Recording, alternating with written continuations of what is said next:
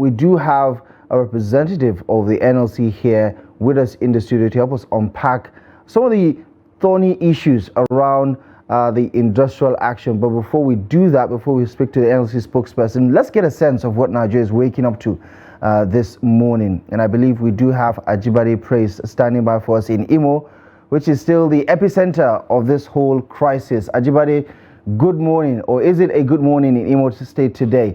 Give us a sense of what it's like this morning for residents across Owerri, the Imo State capital, this morning. Yes, the situation is still the same as I reported yesterday. The NLC strike is experiencing very high level of compliance. And as a matter of fact, what I also noticed yesterday while wrapping up my report was that the judiciary also joined in the strike. Most of the courts in the state, were locked. People cannot access the courts, and that's something I also want to do a follow-up on today. Yesterday, also, the governor addressed some stakeholders, and he expressed some dissatisfaction over the attitude of the NLC president, Joe Ajaero. There seems to be some kind of feud between the duo, the NLC president and the governor of the state, Senator Hope Uzodinma. And what could that be? The governor actually said something yesterday, which I picked. He said ever since Joe Ajaero became the president of the NLC, there was not even a courtesy call on him. There was no a call to him that I am now the president of the NLC, being that he is from the state here, Imo State. But what Joe Ajaero, the governor, complained that what Joe Ajaero is doing is that he always comes to the state to have some form of meeting with his political opponents. He does meeting with them, and at the end of that, he goes back. And now he's coming to come and inflict pain on the state vis-a-vis his plan to actually conduct what he tagged Operation Occupy Imo protest by the NLC, which, of course, some persons vehemently oppose. And it led to the attack on him when he came the last time. Those are the things we came across yesterday, and we are actually looking that beyond the NLC strike, beyond the call that Imo State government pays the workers, Imo State government pays the gratuity of and pensioners as well.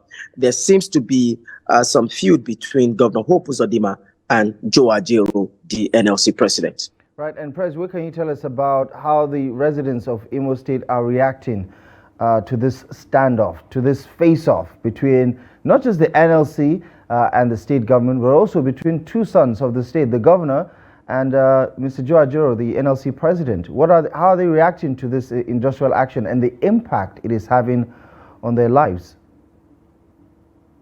There's a popular saying that when two elephants fight, the grass suffers. Well, the pain, the masses are the one bearing the brunt of the whole thing. Economic activities is being crippled in the states. Just like yesterday was at the state secretariat, a lot of people who came out to do one or two things, documentation by these they came to do, all went back home unattended to, and that is a whole lot of pain on some of them. You go to the business areas, you see that business are not moving as they ought to. Private business owners are experiencing low patronage because those who ordinarily will have patronized them are off work. You go to banks, you can't access your money because banks are now closed except if you are a very big client or big customer. The common Nigerian, the masses are the one really bearing the brunt of this whole thing. The pain is so much. Recall also that the state has also been in total dark out following the fact that Imo State from over a week now has been cut off from the national grid, all because of these NLC squabble between state government and themselves. Right. And what are we hearing from the state chapter? Because there's also that disalignment between the national body of the NLC and the state chapter, because that disagreement also came to the fore over a week ago. What is the state chapter of the various what are the state chapters of the various unions saying regarding what is going on right now? Yeah, initially, the state government were able to secure the support of the NLC state leadership, and because they came on board earlier on and said they are not going to be part of the protest Joe Ajero is coming to conduct in the state, because they will be obeying the court order that says that the NLC does not have the right to conduct any protests in the state. But another thing I came to also discover is that it appears the leadership of the NLC in the state is divided. Some are in support of the state government, others are in support of Joe Ajero. I think it's a divided house. Right. Okay, Praise, I know you're going to keep tabs on some of these developments, and we do hope to circle back to you to get more reactions, especially as Imo State is at the center of the current conversation regarding this industrial action. Thank you very much for the update, Ajibade Praise, there for us in Owerri, the Imo State capital. Well, we're going to circle across some parts of the country now, just to get a sense of it. I don't know if we have Ado Musa from Plateau State ready for us to talk about it. Okay, we'll circle back later just to give a sense of how the rest of the country is waking up today in Nigeria after that commencement of the industrial action by the Organised Labour. Let's speak to the NLC spokesperson now. Comrade Benson Upah is joining us this morning. Comrade, I'm not sure whether it's to say good morning or just welcome to the program, because most Nigerians are not in a very good mood this morning. Do you understand why? I possibly can guess, and my guess is that that the socioeconomic policies of this government are biting harder. This is my guess. Okay, that may be true, or that may be 100% true, but also from our reporting from yesterday is that NLC just made a bad situation worse by going on that strike yesterday. No, I mean, that would be a very faulty diagnosis. Okay, we've not made a situation any worse. As Nigerians have been groaning from avoidable pains. You know, between May 2029 this year, when this administration came in, and now the exchange rate has moved from 400 naira to the dollar to 1,300 naira. The inflation rate has moved from 19% to 29% and is still climbing. We also have other indices that have made life practically worthless. So Nigerians have been groping.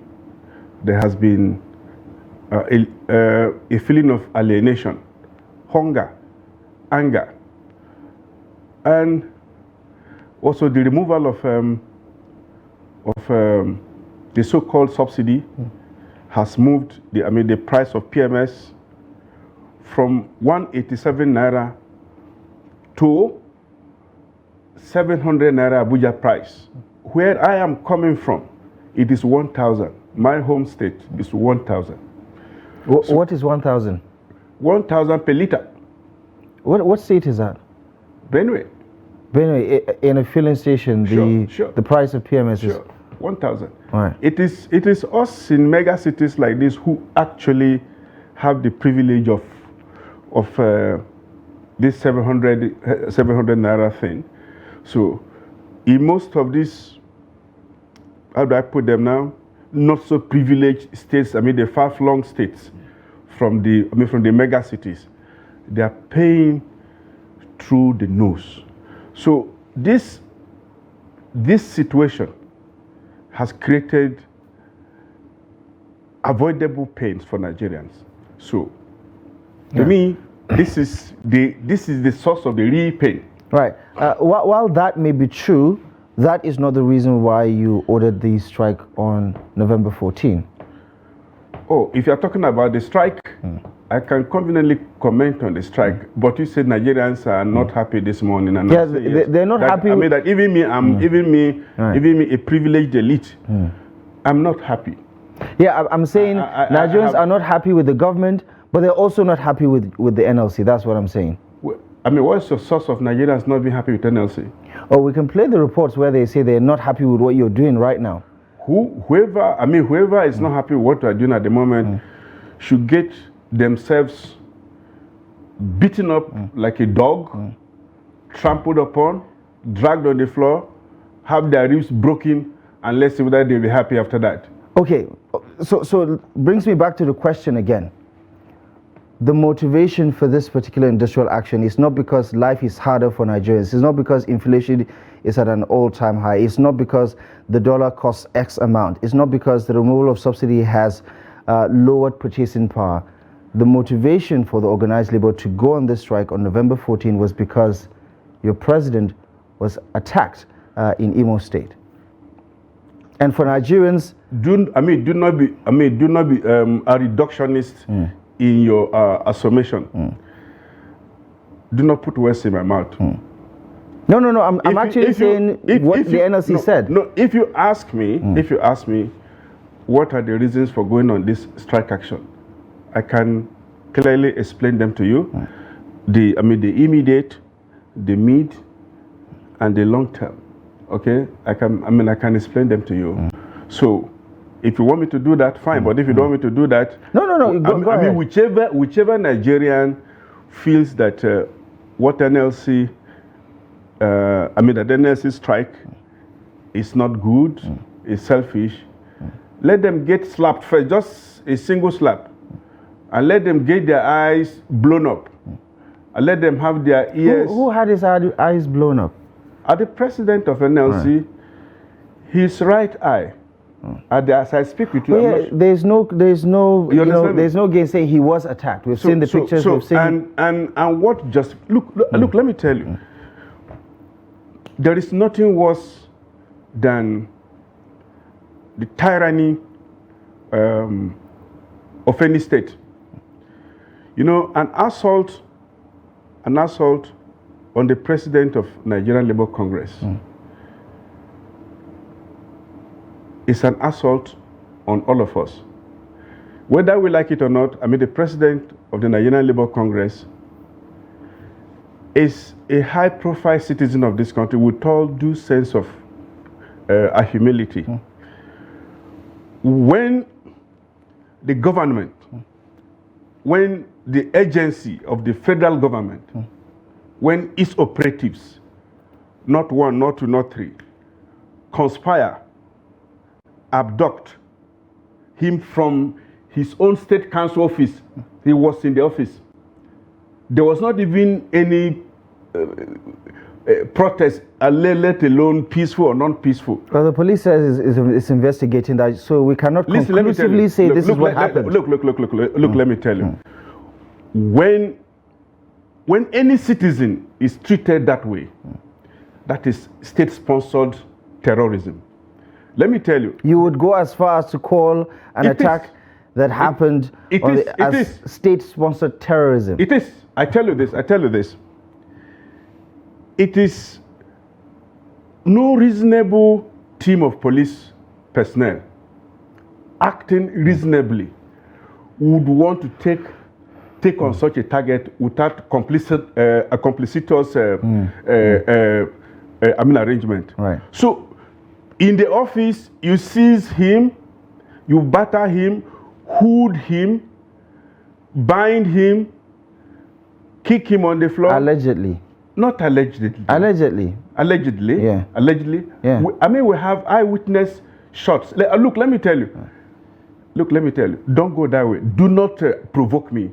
No. Allegedly, because if you say allegedly, I'll walk out of this studio. No, Mr. Because Benson. I'll tell you this. Look, let me tell you. Because we have eyewitness accounts.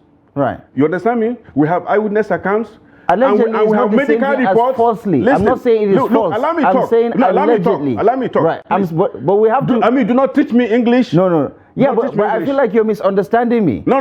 The question... No.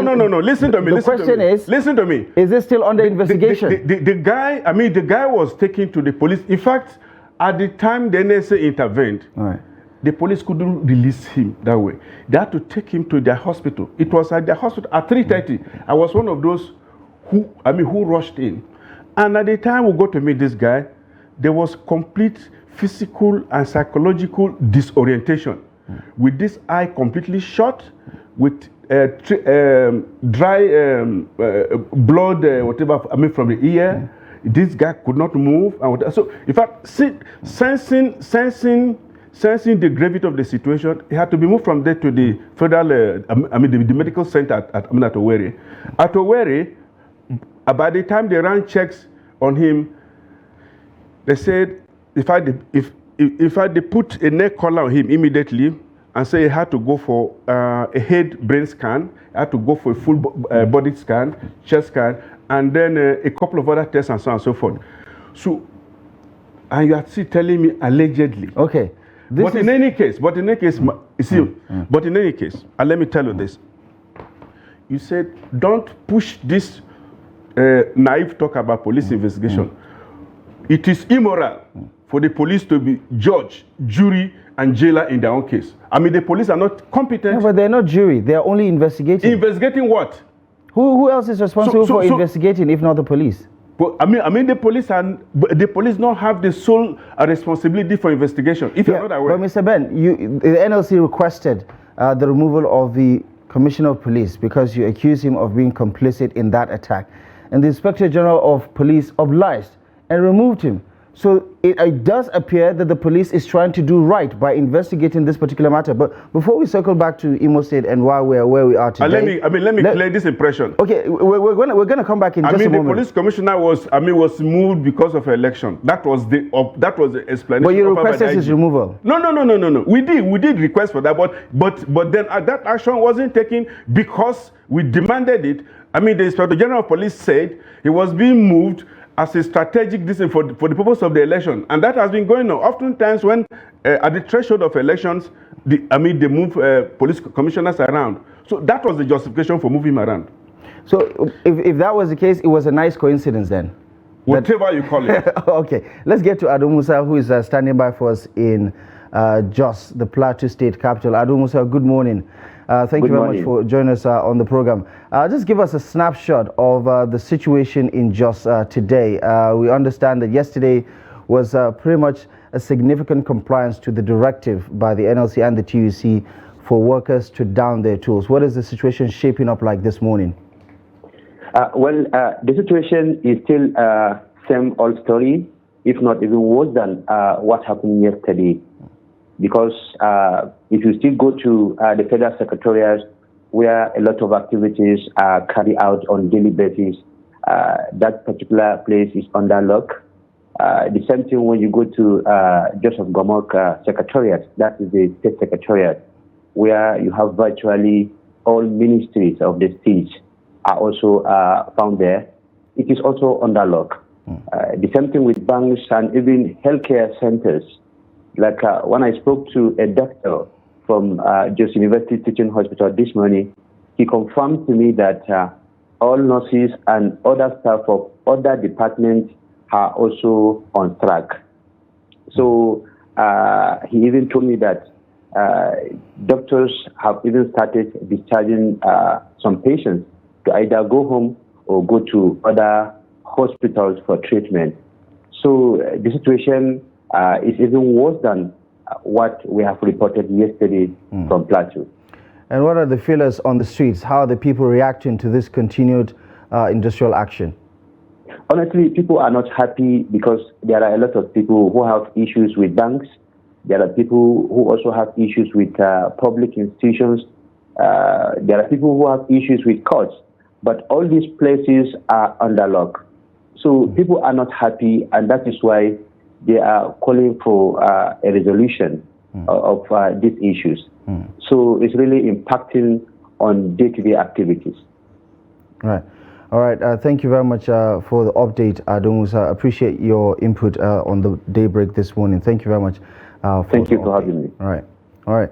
We will circle back a little later to Ajibade, who would have some updates for us as things are shaping up right now in Imo. But back to the studio. Comrade Ben, for most Nigerians, this is a classic example of transfer of aggression. You're angry at the government, but now everybody is paying for it. A collective punishment on Nigerians. How do you want Nigerians to interpret this to mean that you're not in any way intentionally trying to hurt their livelihood? As Ado Musa did say, we've had several people who say, listen, we have so many things to sort out with our banks, with our businesses, but we can't do it because the banks are closed, because the offices are shut down, because the courts are not sitting, because everywhere is practically being shut down. How do you react to that? Is this not a transfer of aggression? No, you know, this has been brought upon by the government. The government, federal? Yeah, because he refused to act. It was given up. His agents, the Nigerian police personnel, did this, and they write an appropriate thing, even if it wasn't a Joe Ajero who had been assaulted, that you picked on a citizen and brutalized them that way. Something speedily ought to have been done. But then, at the reaction time of the government, both Imo and federal, I mean, their reaction time has not been good, and it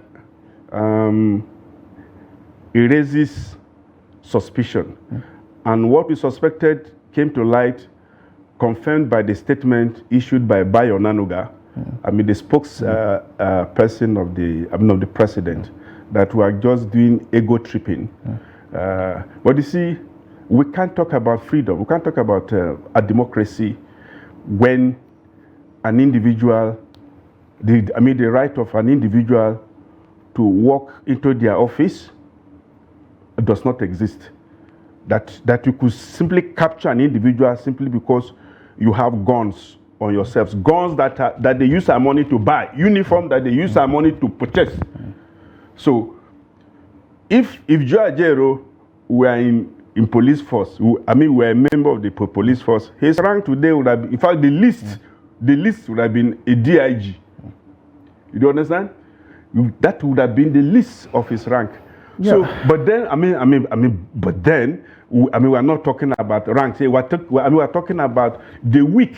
That the right of the weak and the right of the strong should be equal. Right. But now and then, let me also use this opportunity. I listened to your correspondent from Imo.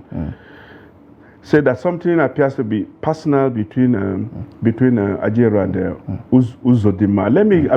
Let me clear this misrepresentation. On the side of Joe Ajero, there has been nothing, and you could see even from the report of press that the governor said he won the election. He didn't call him to say, "I've won election as president of NLC." Who should have called who? Your son won an election, a big election. You, governor, to pick a phone or to direct your staff, say, call him and congratulate him. Did he do that? He was waiting for Joe Ajero to come and dobale for him. I've won. So just wait. Yeah, but he didn't say that. No, he didn't say he should dobale. But he said that he won the election. He didn't come and report to him that he had won the election. That's one. Then two, that Joe comes to the state and then holds meetings with political elements. That is a classical Uzodinma complex and paranoia. Nobody from Joe Ajero's part of that state is running for an election. And the Uzodinma that I know, he had once complained like that about a state council chairman whom he eventually terrorized to be his aide. He said because the guy comes from another part of the state and that it was the reason why he was always protesting against him, blah, blah, blah, blah, blah, blah, blah. The guy's name is Chilako. I'm going to mention him because it was a person-to-person interaction. I interacted with the governor. I interacted with both of them. I tried to let him know, this is not about this guy coming from a different part of the state. He's merely doing his job. And this payment, non-payment of salaries and pensions for so long, it's not good. the implementation of the minimum wage is faulty. All of that, all those things were pointed out. But also in talking about, let me get a word edgewise so that it doesn't become a monologue, Mr. Ben, because you're also a journalist in your own right, in a way. Let's talk about the political undertone, because the NLC, Ajero has no political ambition in Imo State. He has no proxy. No. I'm not talking about him as a person. Yes. The timing is rather suspicious with regards to the protests Joe Ajero was spearheading in Imo, just less than a week to the elections in Imo State, which, even according to political observers, was definitely going to pitch the people of Imo State against Governor Hope Uzodinma. Looking back right now, in hindsight, wouldn't you say that the timing was an issue? Quite unfortunately. The stomach clock does not recognize political calendars. Hunger, poverty, deprivation, those things do not recognize our political calendars that are alterable. Yeah, but you didn't do this. This issue was there last year. Listen. Where was the protest last year? Where was the protest early this year? This situation has been ongoing for quite some time. Listen, let me just explain to you. The first agreement which was reached in 2021, it was observed in breach. Subsequent ones came and went to court. And the state government asked for time out, okay, for the parties to sort this out amicably. There was a time frame. At the expiration of the time frame, we now wrote, this thing, the time you asked for has since lapsed. What do we do now? And the state government put in writing, saying they were too busy working to even remember that they had such an agreement. They put that in writing. In writing. They said they're too busy to attend to labor matters. I wish I now brought that letter to show. I wish you had, because it would be really interesting to see. You see, so it wasn't as if NLC or Ajero had any political motive. What for? Let me tell you this, and let me just explain this. The man won without votes in the first place. You can't say that. You can't say that. You don't have the evidence to say that. I have the evidence. Where's the evidence? I have the evidence. You're not INEC, Comrade Ben. And INEC, I may not be INEC, but let me tell you, he came a distant fourth. You remember? That issue has already been adjudicated, unless you're trying to be sub judice. Unless you're trying to be sub judice. The Supreme Court of Nigeria has adjudicated that case. No. It's done and dusted. No, it cannot be sub judice because it has been decided upon. Had it been, it was an ongoing matter, you could talk about it. You have prejudice and you have sub judice. No, wait, listen. Do not mix up the two terms, please. Yeah, prejudice because it's still ongoing. Sub judice because it's already been litigated. No, listen to me. The fact that the Supreme Court decided on this matter did not change the position he took at the polls. The Supreme Court never said he came first. Okay? So, but in any case, he won without votes, and nobody was under the illusion that he was going to win. That he was going to lose at this time around. Mr. Ben, if you say that, people will believe that the NLC is political, because you seem to have a grudge with the governor. But let's put that on a. Look, let me tell you this. Let's share that for a moment, Mr. Ben. I want to share this with you. For a moment, we have more time going forward. We have a moment just to speak to Idris Jibrin, who has been standing by for the past couple of minutes. Idris Jibrin is standing by for us in Kano for some update. Idris, good morning. How is Kano doing today? The commercial, one of the biggest commercial states in the country has been witnessing what perhaps most would say is paralyzing its socioeconomic activities. What is the situation like this morning in Kano? Yeah, definitely. This strike action has paralyzed economic activities within the commercial city of Kano. However, like I told you yesterday, many public institutions have closed down, including banks. This morning I've seen so many banks closed down. Only that there are some private schools who are still operating. Right. Because I've seen some students of private schools going to school. And also markets. There are some markets that are still open, You know, Kano is a place of business, so definitely people have to go to the market. But then they are not coming out as usual, like before. By this time around, if you go to some market, you will see that those markets are filled up with people. This morning, they are not going as early as possible. Sometimes from 12, 1, 2 before people start going to the market. Right. So definitely the strike has affected economic activities and also educational activities, since students are no longer going to school. But then the discourse here in Kano, the concern of most people is, why should NLC go for this strike at this material time? Some people have been speaking with, they are telling me that they believe NLC is not sincere about this strike. They are not going for the strike because of the welfare of Nigerians, but rather because of their president was attacked in Imo. That's the reason why they are going for strike. This is what some people whom I have been speaking with are saying here in Kano. And do you get a sense of how people are struggling to make ends meet, especially in light of the closure of the banks, for instance, which may have some sort of negative effect on cash flow? Definitely, there is the problem of cash flow. I've spoken with some people yesterday and this morning who are people that are operating POS. Some of them went to the bank to withdraw money, but they could not withdraw. Completely, they could not withdraw. Some people, I've seen people lined up at POS. Someone that is supposed to collect 5,000 naira end up getting 1,000 naira because there is no cash. So even the POS cannot give you what you require. Right. They will just, maybe if you ask for 5,000, they will give you 1,000. If you ask for 10,000, they will give you 2,000. So definitely it's paralyzing a lot of things. And in terms of transportation, you need to come and see how people are trekking here in Kano, because most of the, basically the major means of transportation here in Kano is tricycle. And those tricycle guys too, they are not coming out as early as possible because they believe that most of their patronizers are on strike. Workers will not come out. Students will not go to school.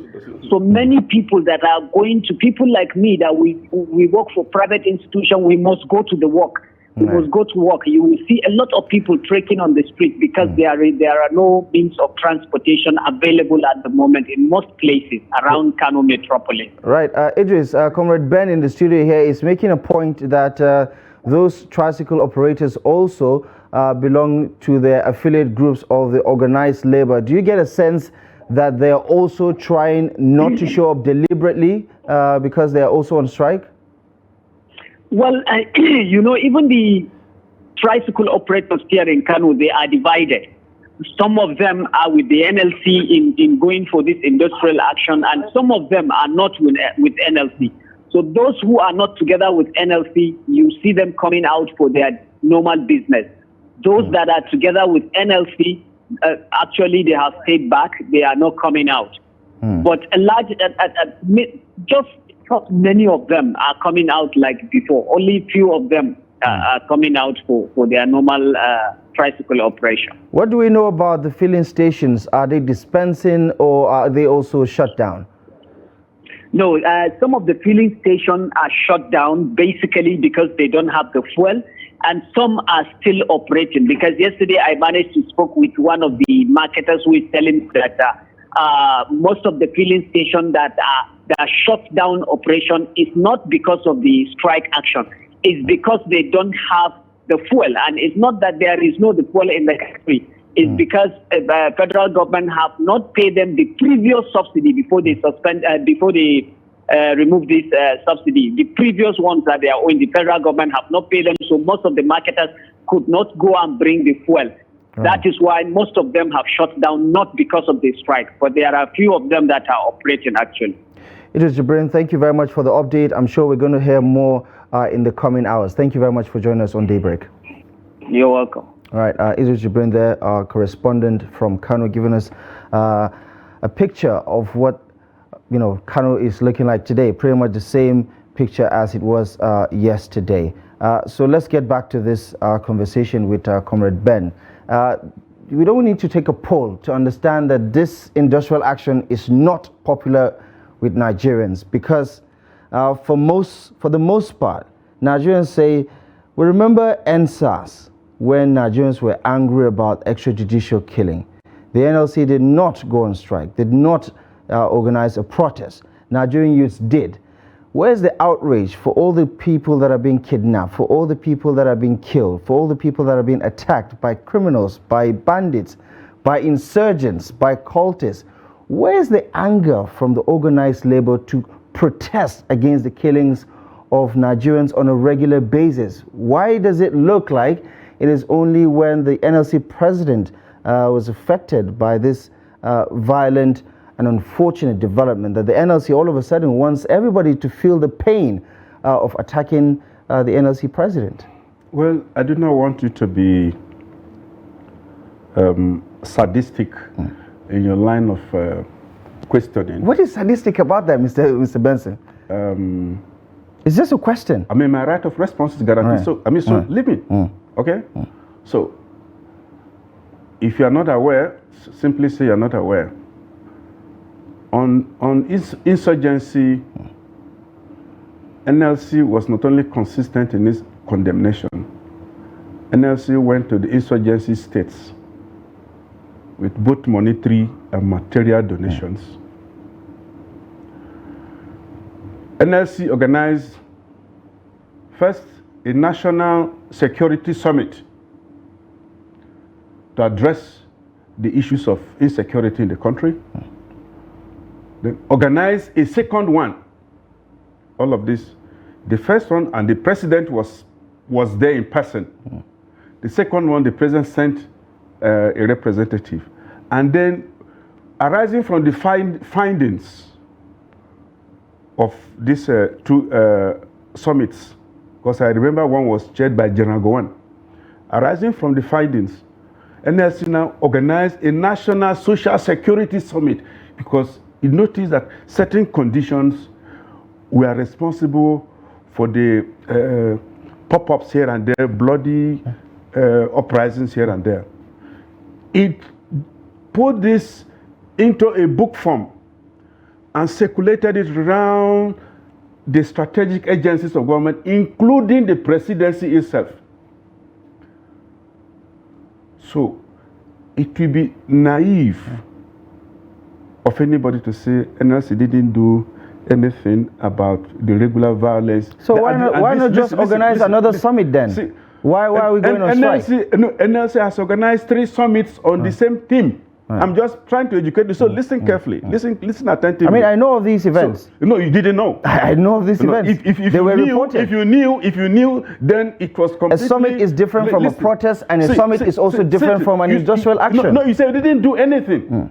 You said, I want you to listen to yourself. No, the question was, Mr. Ben, respectfully, the question was the anger with which the NLC is responding to the attack on the NLC president, although reprehensible. Nigerians are not saying it's okay for the NLC president and journalists, mind you, because we also understand that journalists were also affected by this, was attacked. They're saying that there's this disproportionate application of industrial action, that thousands of Nigerians get killed, thousands of Nigerians get attacked, hundreds of Nigerians or tens of Nigerians were allegedly killed extrajudicially. And the NLC did not organize a protest or an industrial action, but it organized a summit. So if a summit is good when Nigerians are being killed, why don't you organize a summit when the NLC president was attacked?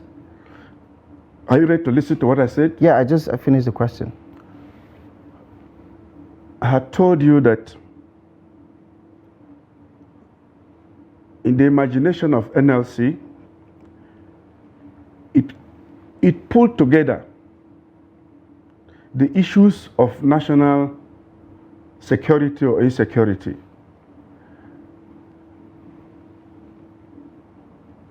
Including insurgency in the northeast, agitations in the southeast, header crop farmers clashes in the northwest, north central, attacks on critical assets in the delta, and all of this. NLC put all of this. And armed robbery, killings, all of that. And said there must be a national conversation. Do you understand? And NLC did this 2 times and came to the conclusion.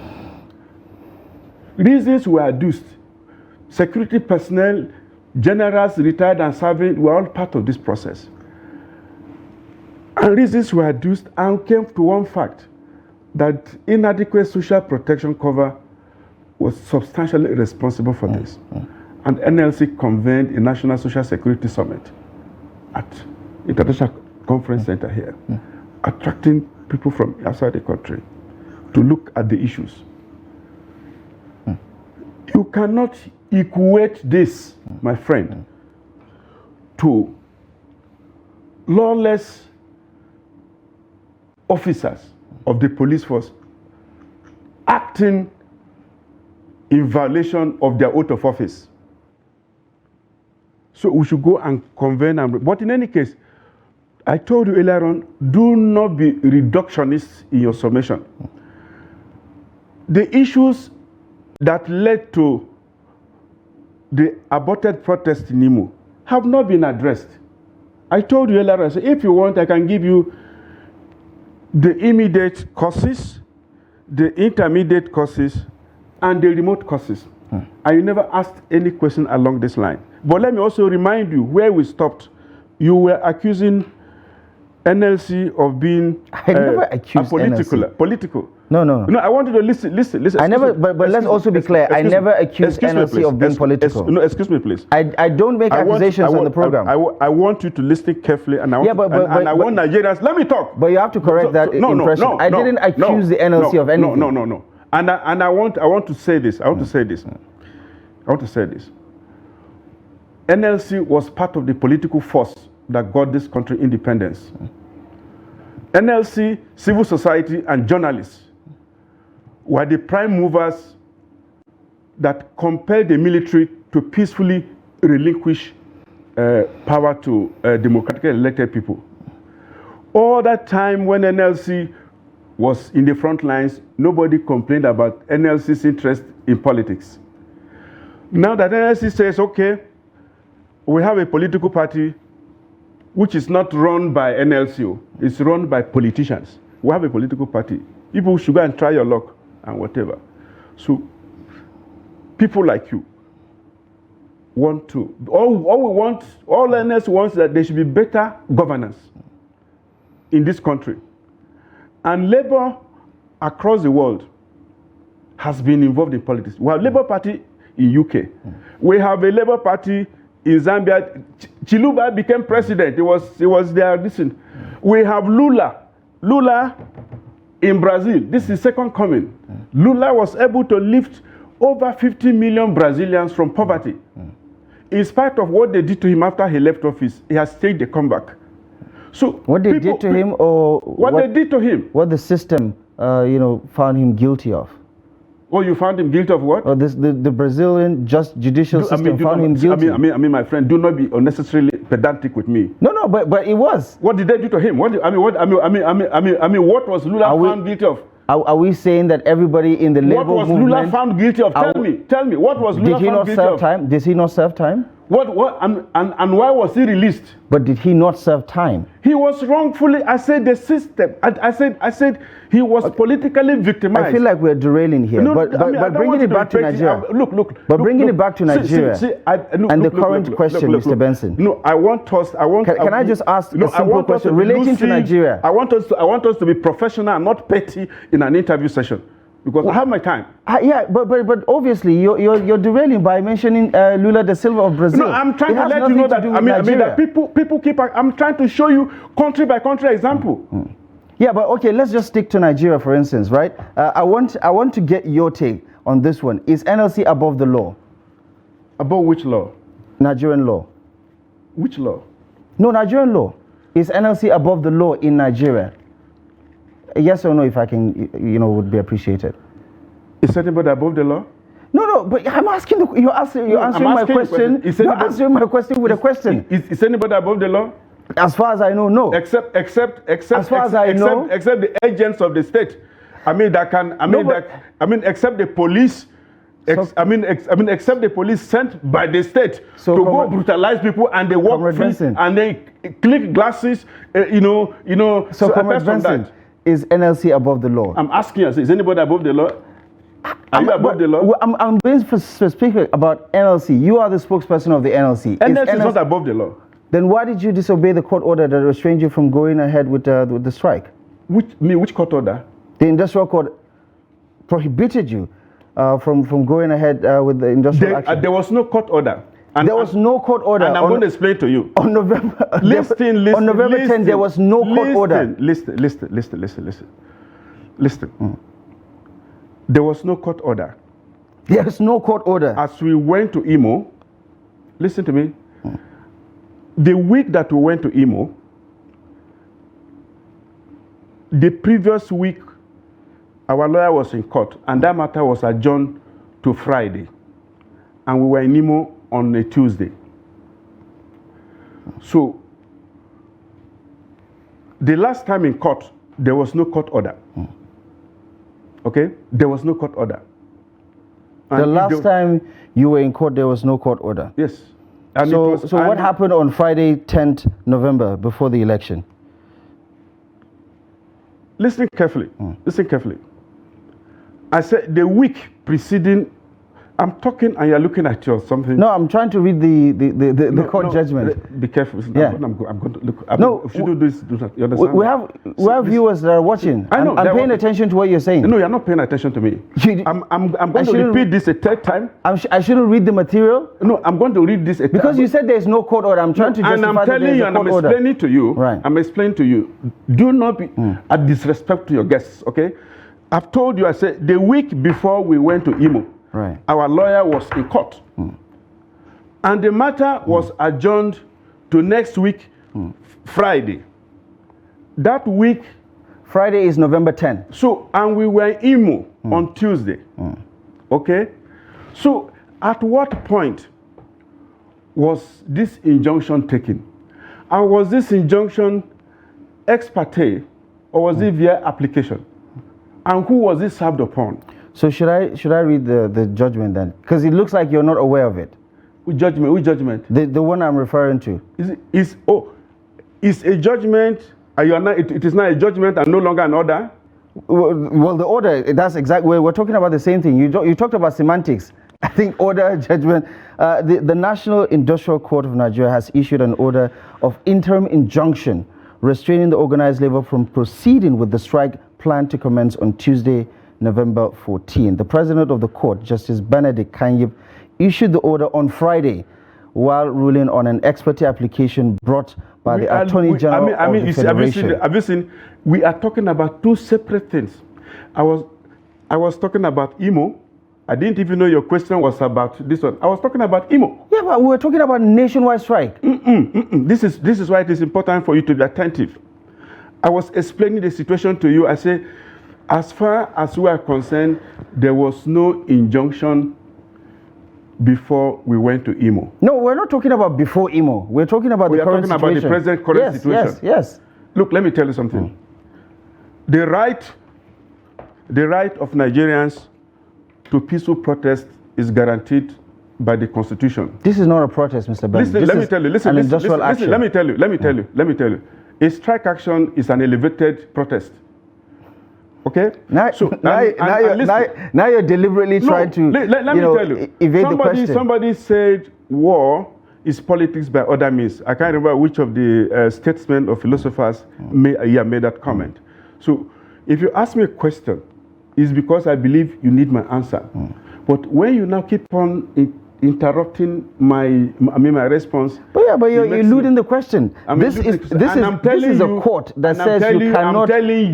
I'm telling you that the right of Nigerians to peaceful protest is guaranteed under the Constitution, and all other pronouncements are inferior to the constitutional provision. Okay, so when you announced industrial action on November 14, did you use the word protest or strike? I have told you that a strike is an elevated protest. So you're saying that strike and protest are synonyms. They can be easily... Whatever you take it. However you take it. But that's how NLC... I'm done with that. I'm done with my response on that matter to you. Okay, so I'm done. So if you have another question, go to. If not, I'm on my way out of this place. Okay. I believe we have a couple of minutes to spare if you can indulge us. How long is this whole situation going to last? It's indefinite. Indefinite? Yeah. Until those who are actually above the law, those who think because they're in power, every other person is shit. Until they come to realize that no government can be above its own people. Until they realize that, if not, it's an indefinite strike. Okay. Comrade Benson Upah, as always, we love having you. Thank you so much for the spirited conversation. Yes. And we really appreciate you for stopping by this morning. Thank you very much for your time. No, it's my pleasure. Okay.